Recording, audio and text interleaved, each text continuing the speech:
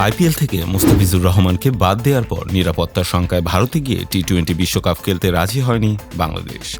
তবে বাংলাদেশের ম্যাচগুলো শ্রীলঙ্কায় সরিয়ে নেওয়ার জন্য আইসিসিকে চিঠি দিয়েছিল বিসিবি। কিন্তু বাংলাদেশের সেই আবেদনে সাড়া না দিয়ে স্কটল্যান্ডকে বিশ্বকাপের সুযোগ দিয়েছে আইসিসি। বাংলাদেশের ইস্যুতে শুরু থেকেই পাশে ছিল পাকিস্তান।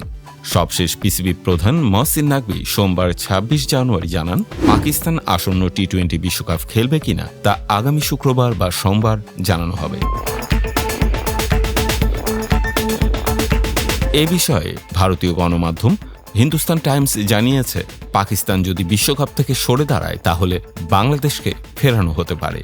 ভারতের নিরাপত্তার কারণে বাংলাদেশ বিশ্বকাপ থেকে সরে দাঁড়িয়েছে। তাদের জায়গায় বিশ্বকাপে জায়গা পেয়েছে স্কটল্যান্ড। তবে এখনও বিশ্বকাপে বাংলাদেশের খেলা নিয়ে আছে কিছুটা সম্ভাবনা।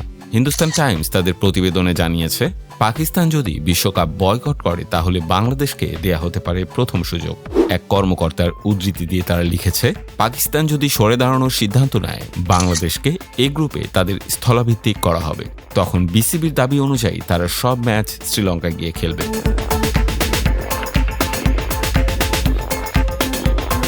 সেটা হলে লজিস্টিক চ্যালেঞ্জ মোকাবেলা করা সহজ হবে। এখন পাকিস্তান বিশ্বকাপ খেলা নিয়ে কী সিদ্ধান্ত নেয় তার উপর নির্ভর করছে বাংলাদেশের খেলা।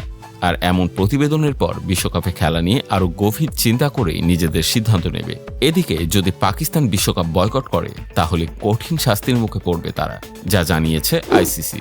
এমনও হতে পারে এশিয়া কাপ থেকে বাদও পড়ে যেতে পারে তারা। তবে বাংলাদেশ শুরু থেকেই বলে আসছে বিশ্বকাপ খেলতে চায়। এদিকে বাংলাদেশকে বিশ্বকাপ থেকে বাদ দেয়া ক্রিকেট দুনিয়ায় সমালোচনার ঝড় উঠেছে।